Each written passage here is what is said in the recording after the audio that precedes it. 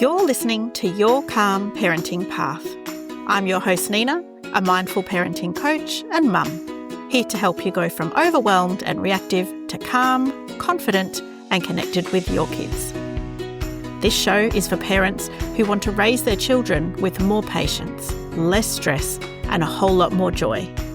Because small shifts make a big impact and you can build the parenting life you've always wanted. If you want to see what I'm up to, follow me on Instagram at Mindful Parenting Lifestyle, and don't forget to hit follow or subscribe so you never miss an episode. Let's get started. Welcome back to Your Calm Parenting Path. Today's guest is someone who truly gets what it means to juggle motherhood and entrepreneurship, and she's here to help us stop doing it all alone. Eva Rado started her career in the corporate world, but quickly realised her heart was in creating something of her own. Over the past 23 years, she's built, grown and worked in small businesses, all while raising two gorgeous girls and running a household. After personally experiencing the overwhelm that comes with carrying the mental load at home, Eva now supports mum entrepreneurs to turn household management into a shared household responsibility. And while Eva focuses her work on helping mum entrepreneurs, I really think there is a lot to gain from this conversation for all mums, whether they're running their own business, the main caregiver at home, or even working full-time in an office. She's the creator of the re-WHYR communication framework, which is a powerful tool that's helping families redistribute the load and rewrite the rules at home. Eva, I am so excited to have you here. Welcome to the show. Thank you so much, Nina. I am really excited to be here and have this chat with you. I am too. Now, I know we're going to explore some kind of big themes today around gender roles and that invisible mental load Yes. that so many mums carry, but I'd really love to start with your re-WHYR communication framework. It is such a unique and empowering tool. Can you tell us what it is and how it's helping mums to shift the dynamic at home? Absolutely. So it's a collaborative communication framework that I've come up with through my work with mums over the last few years. And it's basically a 4-step process that helps mum to change the way she communicates in the household and allow the whole household to work together and so that they can operate as a community where everybody gets a buy-in, everybody gets the opportunity to have their say, and it's not one person dictating how things need to be done for it to work for everybody. Oh, I love this. I love this. What was your idea? Where did the framework come from? Was it based on your personal experience?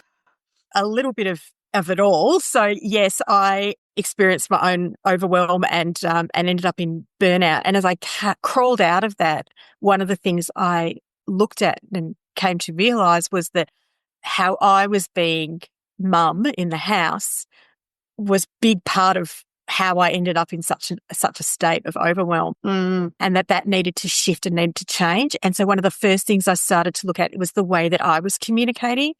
And then in growing the work that I do with other mums and having them practice the things that I had been trying in my own home, that then developed into this framework, this very concise 4 steps that make a huge difference and a huge impact in every household that I've seen it implemented. Oh, fantastic. So I guess the next question is, Eva, can you take us through the 4 steps? Tell us what they are so we can have some magic in our home too. Absolutely.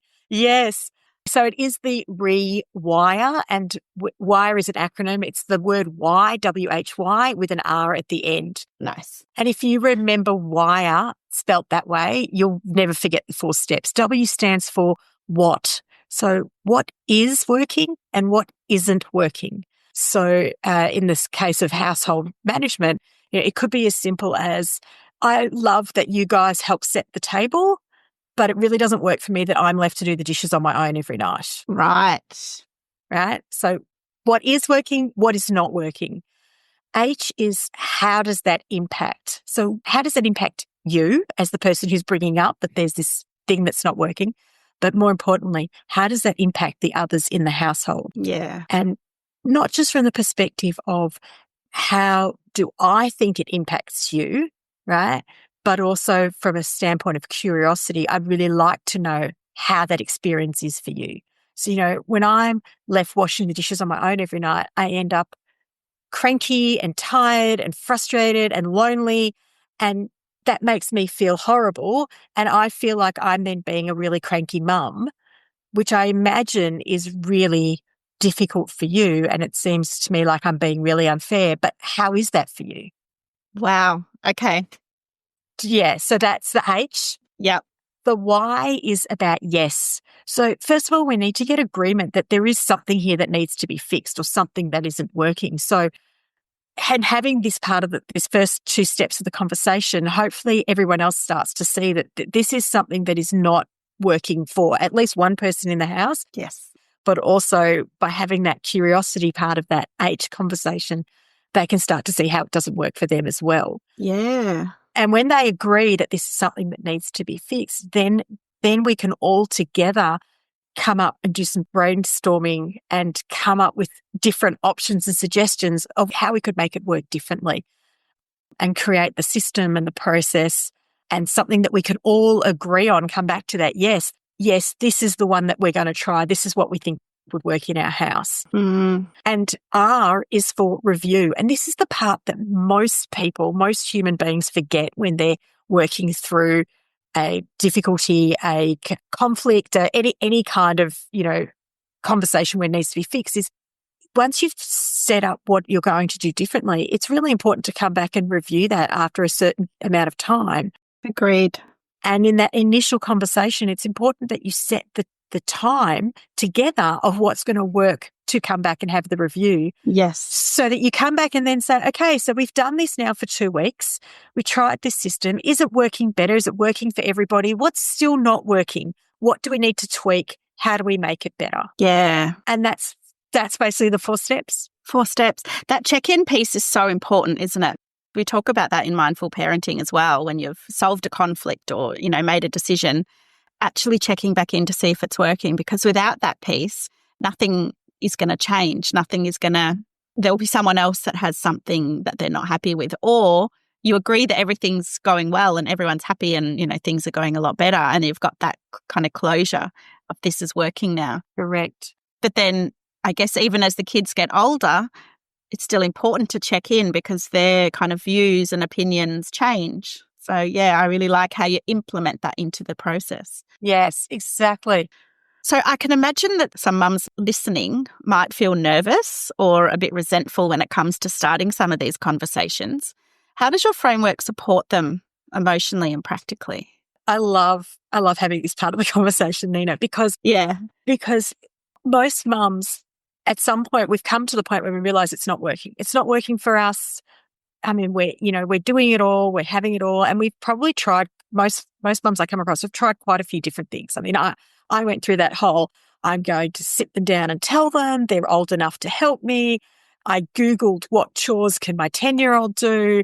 I went through the whole process, created pretty chore charts, came down from on high. This is the system we're going to use. And this is, because I know best and I'm mum. Yeah. And it's not working for me. So I'm going to fix it by making you do. Yeah. And this is what creates that nervousness and that anxiety around having the conversation, because we're so used to responding to our difficulties and our what's not working that way. And we're used to that they will respond back effectively in the only way that they can, because they feel they're being attacked. Yeah. Whereas this re-WHYR framework, coming at it from the standpoint of this is really working and this isn't working. It's no longer a personal attack. It's not you're not doing this or you're not helping me or you're not good enough. Yeah. It's just the way that we all manage this doesn't work for me, right? It's taking the you out of the conversation, isn't it? Very much taking the you out of the conversation. And it means that you're opening it up for everybody to have a say and a buy-in. And it's perfectly all right for everyone else to say, well, it works for us. It works for me. I don't need it changed, right? Because it's not about being right or wrong. Yeah.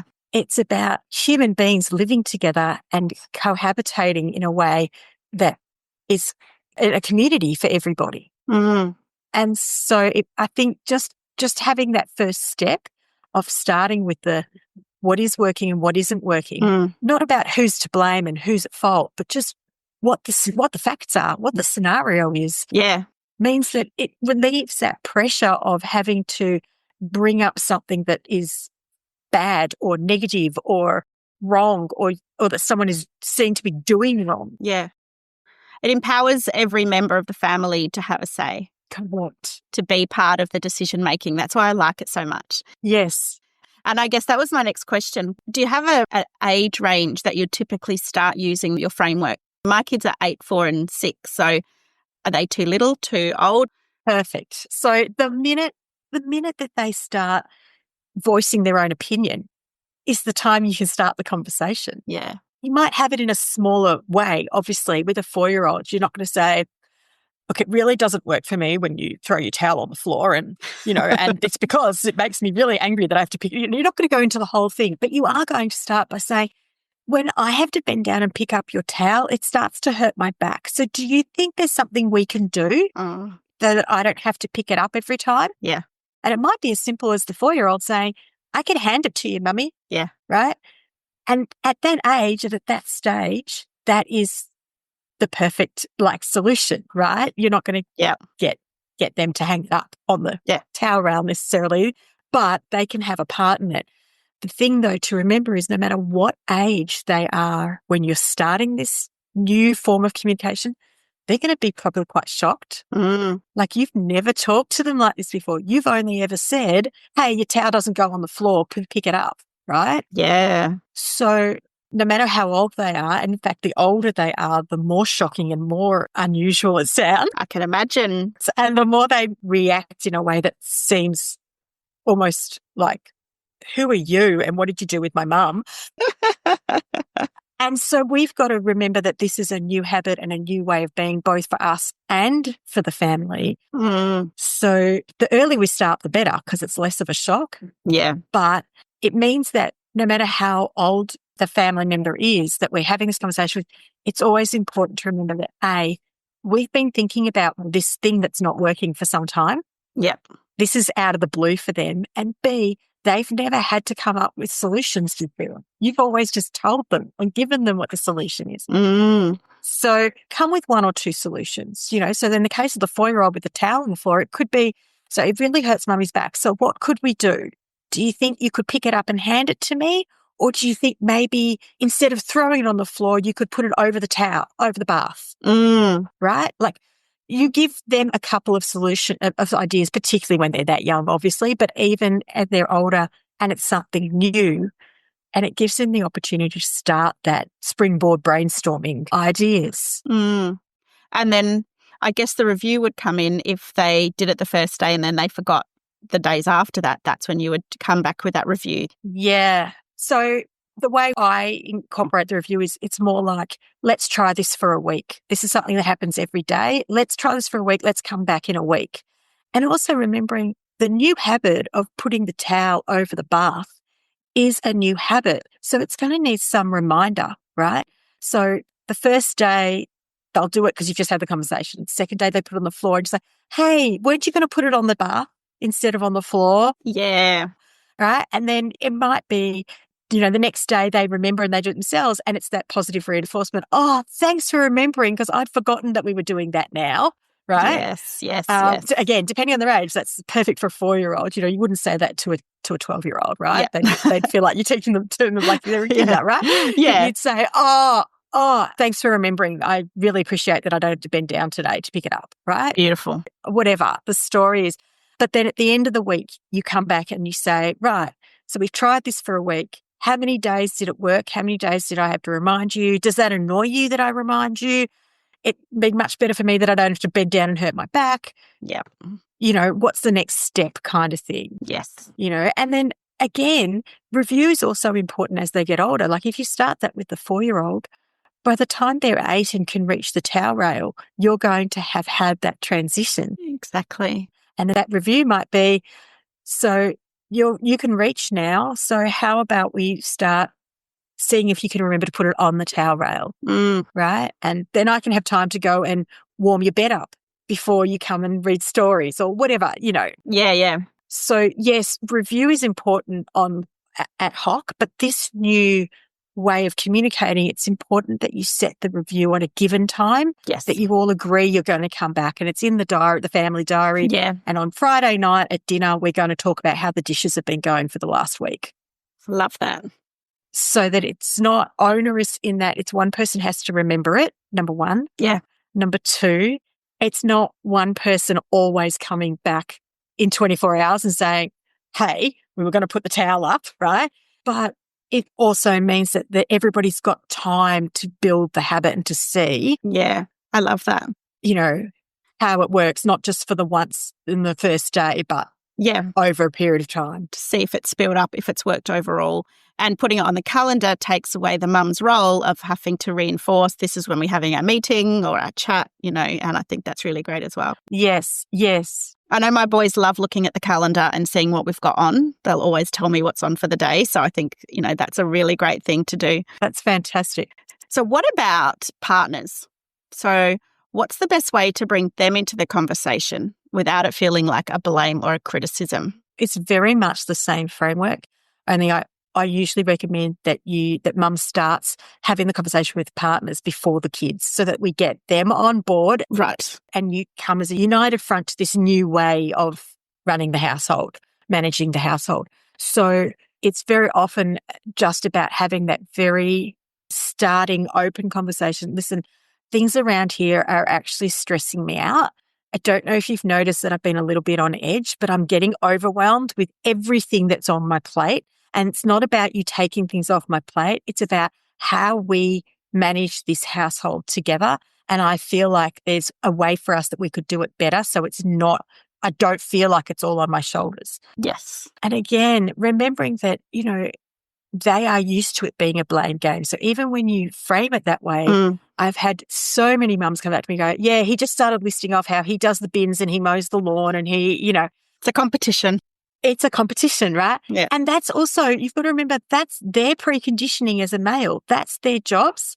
And they're preconditioned that they go out to work, they bring in the money and they do these few things around the house and that's all they need to do. So what we're trying to do is change that gender preconditioning by being kind and calm and gentle and remembering that. So it's very easy when he says, yeah, but I do the bins, and go, yeah, and that's all you do. Well, that, that's one response. But if we want things to change, then we need to change. So if that's their response, when you start that conversation, if that's their response, then it's valuable to then say, I get that and I understand that. I'm just trying to share with you my experience. My experience is that I am feeling overwhelmed with all the things I have to remember, all the things that go on here in a day-to-day basis that I need to manage, and I need to earn an income and work. And I want to not feel like this. It's not about what you do. It's not about what you don't do. It's about how I'm feeling and how that's not working for me. It's about getting curious as well, isn't it? What you mentioned at the start. 100%. Yeah, it is very much about getting curious. So, I'm feeling overwhelmed. I feel like I'm stressed. Is that your experience of me at the moment? Yeah. Do I feel more cranky to you? Yeah. I don't want to be like that. I don't want our relationship to be like that. I'm coming to you so that we can workshop that. And this is some of the things I've been thinking about or hearing about, or the work I've been doing with some coaches, or whatever it is that wherever you're at, the things I've been reading, I'd like to implement them. And this is what I'd like to do. But I wanted to talk to you before I talk to the kids. I wanted to talk to you and I wanted you to understand where it's coming from. And I want you to catch me if I go back to being old police mum. Yeah. I want you to catch me. I don't want to do that anymore. I want you to be my fallback. We're a team. I want us to fix this as a team. Yeah. No, that's fantastic. On that topic, do you think there's still lots of traditional gender roles within the household, even when both parents are going to work? Can you speak on that for a moment, Eva? 100%. I could speak on that for hours.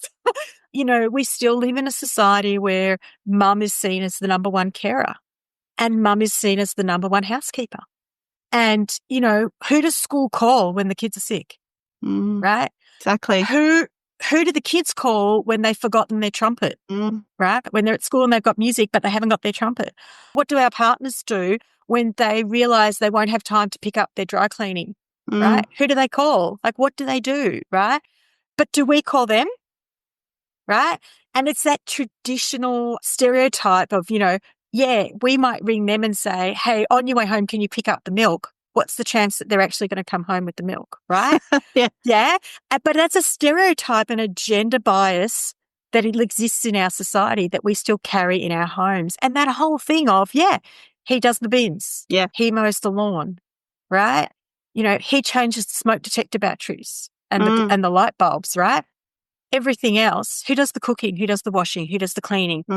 Who organises all of the appointments? Yeah. Who does it fall to, It's often the mental load that can be more than the physical tasks, isn't it? It's the mental load, 100%. Yeah. And it's the mental load that's going on at the same time. I don't know if you've seen, but then there are these reels around where, there's mum folding the laundry, right? But she's not just folding the laundry. Like if he was folding the laundry, again, this is a stereotype, right? But if you gave him the basket of washing to fold and he said, I'm happy to fold it, right? He'll sit in front of the TV, the sports, whatever, and he'll just fold it. And things will end up in the wrong person's pile because he's not even really paying attention, right? Yeah. Doesn't know who belongs to what. But who belongs to what? And even in our house, we've labelled every piece of clothing has got the initials so that he can fold it, and it still ends up in the wrong pile because he's not present. Whereas mum's folding the wash and go, oh, that's got a terrible stain on it. I'll have to replace that top. No, she's grown out of that one. I think we might get 2 more wears out of it, but I have to remember to get another pair of shorts before the hot weather hits because it's all of that stuff that's going on. And even if the TV's on while I'm folding the washing, I'm still thinking these things at the same time. Wow, I never realised, but I'm exactly like that. That's exactly what I do. It's like, oh, I'll have to put this in the recycle pile. And that's the overwhelm. That's what creates it. And generally, males in our society have not been raised and not been conditioned to think that way while they're doing tasks. Women have. Wow. It's just what we saw our mums do. It's what we're expected to do. Even as kids, like I grew up in a house where the talk was all gender equality. That's all we talked about all the time. However, my brother didn't have to do the things that I had to do. Wow. My mother didn't do, I observed my mum doing everything, even though she worked full time, even though we talked about, Emily Pankhurst and the other fantastic Virginia Woolf, the amazing, feminists and suffragettes. Yeah. We grew up learning their stories. We knew about all the fantastic opportunities that were available to me, but it was still because I was a woman and I still had to do things in the house that my brother didn't have to do because of that conditioning. I've got some friends that have told me that growing up, their mum would wait till everyone had eaten before she ate. And that was bizarre to me because I feel like I grew up in a household that was a lot more equal than I've seen in other families. And the thought that my mum would have to stand at the back of the room before she could eat her meal when she'd been the one that prepared it was such a shock. My mum, would serve everyone else and then serve her plate and then sit down. And we'd all be eating before she ate.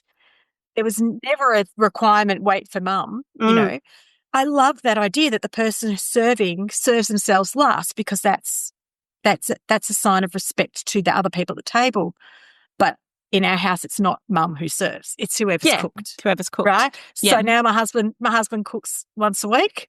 He serves and he eats last on that night, right? Yeah. But even that, the idea got warped behind it. Yeah. The idea is like, you're playing cards, right? If you're the dealer, you deal yourself last. It's the same. You're serving, you serve yourself last, right?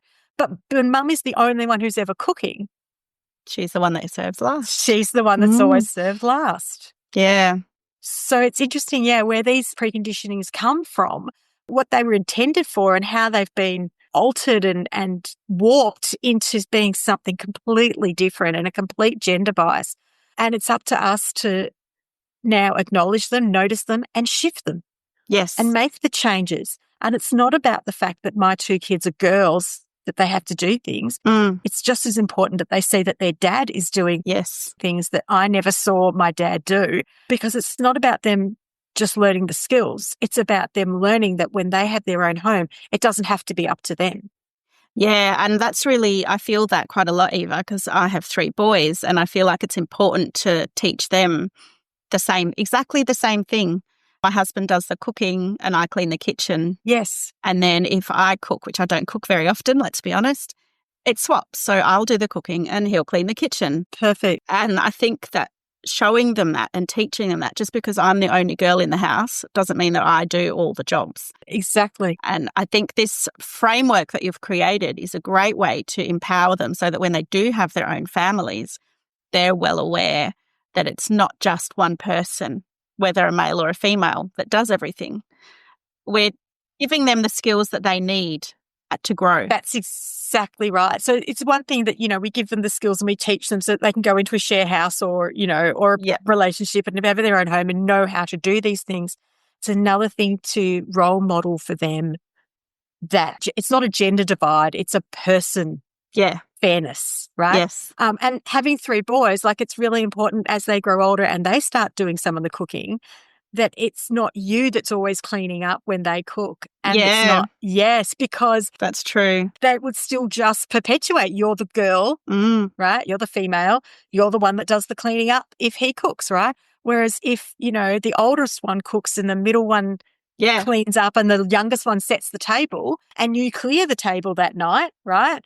And we share all the different aspects. All the different aspects, regardless of age, gender, just keeping in mind dexterity, capability, mental capacity. Of course. Whether that's an age thing or whether it's because, you've got extra workload on or hubby's traveling for work or whatever it is, or when they get older, one of them's got exams this week and the other one doesn't, right? Yeah. All of that's practicing humanity. Yeah. It's not about gender. It's not about the body parts they were born with. Oh, I love this, Eva. I feel like at the end of every podcast that I listen to when there's a guest, they always say, I could talk for you for hours. Yes. And I actually feel like I could do that today. But we probably need to end it there. But I do have one more question. Sure. And that is that if there's a mum listening, what's just one step this week that she could take towards sharing the household load? What would you recommend?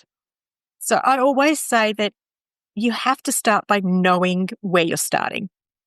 So it's really easy in the overwhelm to just want to throw up your hands and throw out everything out and, chuck it all off to someone else, right? And just say, I can't anymore, you have to do it and walk out. Yeah. It doesn't actually solve long-term what's creating the overwhelm. And so the first thing I would always say is pick the one thing that's really bothering you the most, that's going to make you feel the most alleviated. So if it is that you're the only one washing the dishes every single night, then that's the one thing to pick and to start with and to have that conversation at dinner tonight. Sit down and just as part of the conversation, say, guys, I just wanted to bring something up. I love that we all have dinner sitting together every night or whatever it is that you can find that's working. But it doesn't work for me that we finish eating and you all disappear off into your own parts of the house and I'm left by myself, stuck at the sink, washing the dishes, feeling lonely. I just wanted to bring it up and see if there's something we can do to fix that. Oh, Eva, I love that. Yeah. And so, pick the one thing and just start the conversation. Great. There you go, mums. That's your action for this week. Pick something, take action, and let me know how you go. Let Eva know how you go. Eva, where can listeners find more about your re-WHYR framework or how do you work with mums? Yeah, so I work mostly one-on-one. I do run a small group program once a quarter. The re-WHYR framework is on my website and the best place to find me is either on my website or on my socials, Facebook or Instagram. On socials, my handle is Eva Rado.com, all one word, EVARADOCOM, and the website is evarado.com. Cool. And we'll have links in the show notes for that too. Yes. Yeah. Excellent. Excellent. Well, Eva, thank you so much for sharing us today and sharing your wisdom. I have learned a lot and I am actually going to think about my topic to talk about this week. And I really appreciate you taking the time to talk to us. Thank you. No worries. Thank you so much for the opportunity. Thanks, Nina. My pleasure. Thanks for listening to Your Calm Parenting Path. I am so glad you're here. And I hope this episode gave you something useful to take into your parenting journey. If you'd like to dive deeper, sign up to my mailing list at mindfulparentinglifestyle.com.au for more tips and insights, or book a free chat to learn how we can work together. And don't forget to hit follow or subscribe so you never miss an episode. I look forward to speaking with you next time on Your Calm Parenting Path.